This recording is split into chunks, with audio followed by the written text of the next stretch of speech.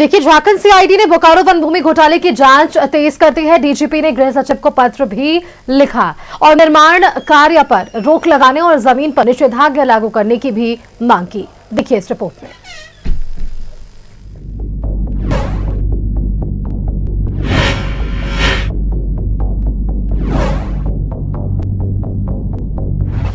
Jharkhand CID ने बोकारो में हुए वन भूमि घोटाले की जांच तेज कर दी है। मामले को लेकर कई बड़े खुलासे भी हुए हैं। इतना ही नहीं, कार्रवाई से कई सफेद पोश के बेनकाब होने के संकेत भी मिल रहे हैं। गुत्थी को सुलझाने के लिए सीआईडी की टीम झारखंड से लेकर बंगाल तक खाक छान रही है। जानकारी देते हुए डीजीपी अनुराग गुप्ता ने बताया कि बोकारो स्टील को जमीन तत्कालीन बिहार सरकार ने दी थी। उसमें से बची हुई जमीन का फर्जी दस्तावेज बनाकर जमीन पर अवैध निर्माण का कार्य चल रहा था।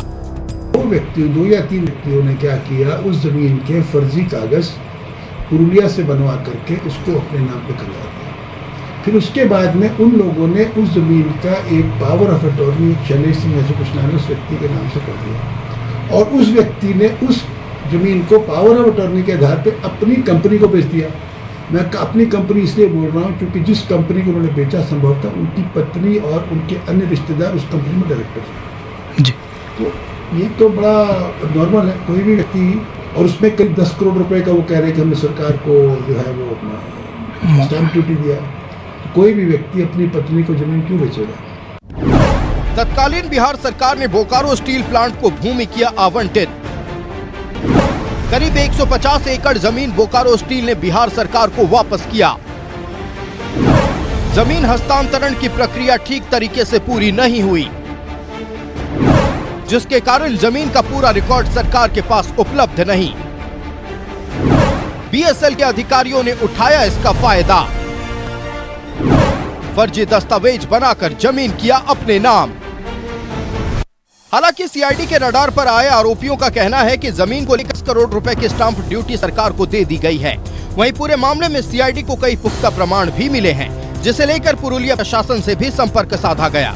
तो वहीं डीजीपी अनुराग गुप्ता ने इस जमीन को लेकर गृह सचिव को पत्र भी लिखा है, जिसके जरिए जमीन पर हो रहे निर्माण कार्य पर रोक लगाकर निषेधाज्ञा लागू करने की मांग की गई है।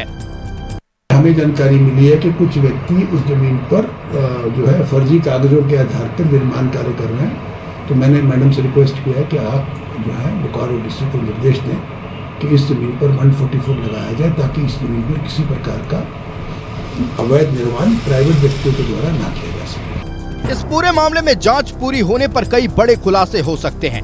जमीन के अवैध कब्जे के खेल में ईडी की जांच में बंगाल कनेक्शन की बात सामने आई थी।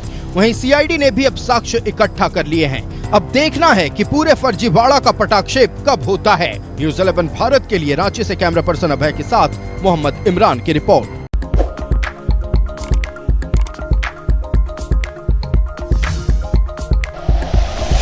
Like and share videos, subscribe करें हमारा चैनल और प्रेस करें बेल आइकॉन। न्यूज़ 11 भारत, सच है तो दिखेगा।